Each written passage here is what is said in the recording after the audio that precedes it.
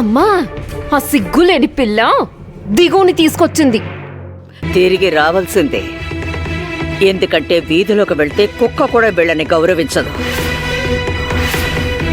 వచ్చారు సిగ్గు శరం లేకుండా. ఏవండి,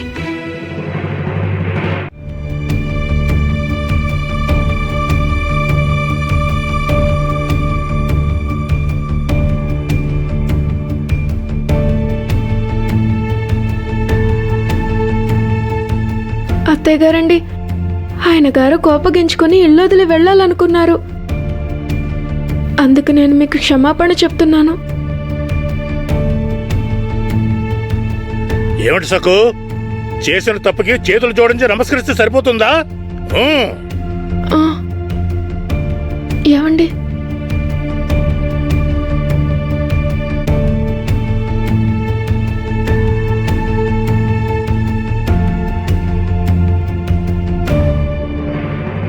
అత్తయ్య గారండి, మేము బాబా గారి ఆసనాన్ని ముట్టుకోకుండా ఉండాల్సింది.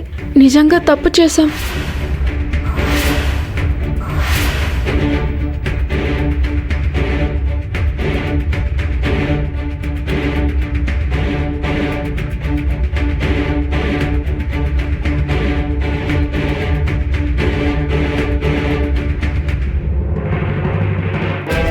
ఆసనాన్ని తీసిన చోట పెడితే సంతోషిస్తాననుకుంటున్నారా?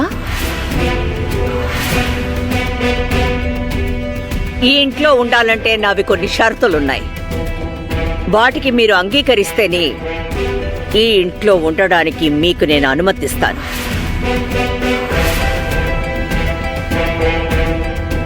ఇప్పుడు మహమ్మారి వీళ్ళ భరతం పడుతుంది. మొదటి షరతు, ఈ ఇంట్లో ఏ ఒక్కరు ఎప్పుడు అంటే పగలు రాత్రి నిద్రలో కూడా పాండురంగణ్ణి స్మరించకూడదు.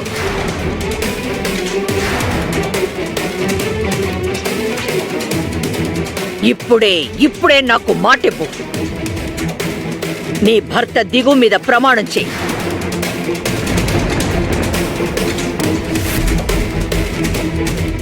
నా మీద ప్రమాణం చేయకు. కావాలనే మాట తప్పి నన్ను చంపేస్తావు. సమ్మతమే. నేను పాండురంగడి నామాన్ని ఇంకెప్పుడు స్మరించను.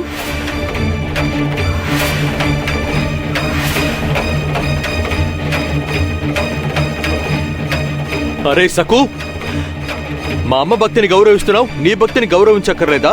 ఇదే న్యాయం. ఏమండి, ఎప్పట్లాగా నీ గదిలోనే ఉండాలి.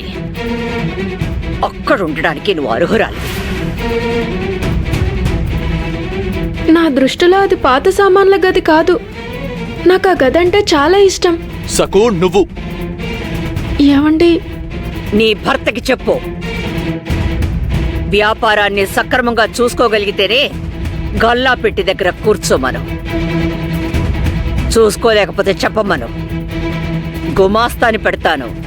వాడికి జీతం ఇవ్వటం నాకు పెద్ద విషయమేం కాదు. సకు, మీ అత్తగారికి చెప్పు, నేనెప్పుడు బాధ్యతల్ని విస్మరించనని. నాకు కష్టపడడం అలవాటు, తేరగా కూర్చోవడం అలవాటు లేదు. మరో ముఖ్యమైన విషయం, నా సంపూర్ణ అనుమతి లేకుండా నువ్వు నీ భర్త దిగు గదిలోకి అడుగు పెట్టడానికి వీల్లేదు.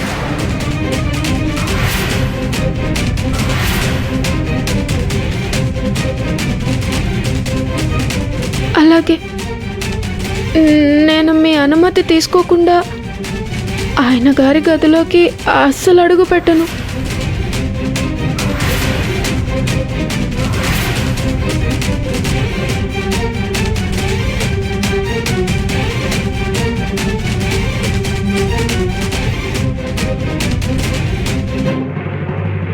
అయితే లోపలికి వెళ్ళు.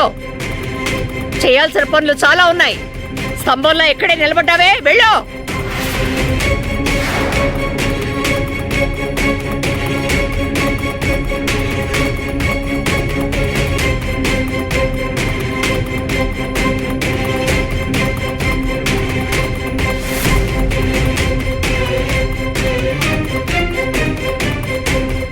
మహమ్మారి మహమ్మారి మళ్ళీ దిగును నీ గుప్పెట్లోకి తెచ్చుకున్నావు కదా, నాకు తెలుసు.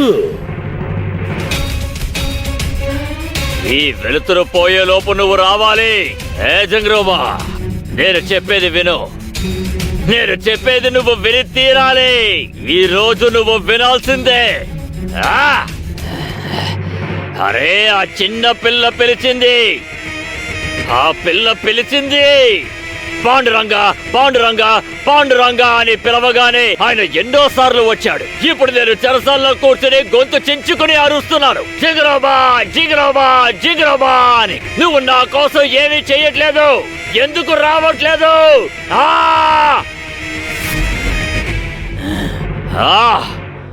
ఆ దిగుని దిండుతో అదిమి చంపేశాను, కానీ వాడు మళ్ళీ బ్రతికాడు. ఎందుకని? ఆ సకుని నేను చెరువులో ముంచేశాను.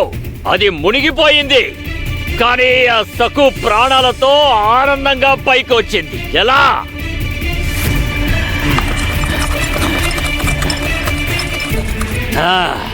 ఇది ఎవరి ఓటమో చెప్పు. ఇదా లేక నాదా? మన ఇద్దరము ఓడిపోయావు. నువ్వు నేను ఓడిపోయావు. నువ్వు నన్ను పూర్తిగా నిర్లక్ష్యం చేశావు జింగరోబా. జింగరోబా, ఇప్పుడు నేను నా రక్తంతో ఈ గోడ మీద నీ చిత్రాన్ని గీస్తాను. అప్పుడైనా వస్తావేమో, నేను చూస్తాను.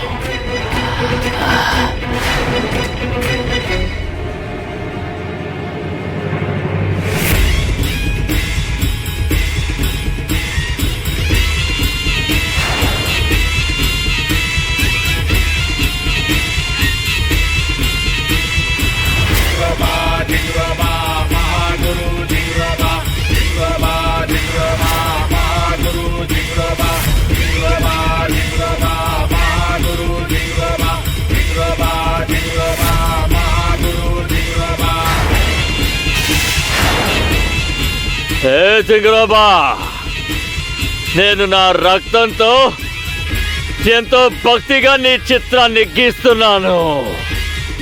రా జింగరోబా, రా. ఇప్పుడు నువ్వు గనక నన్ను కనికరించకపోతే నీ ప్రధాన శిష్యుడు ఈ నాగోజీ ప్రాణాలు వదిలేస్తాడు, చనిపోతాడు.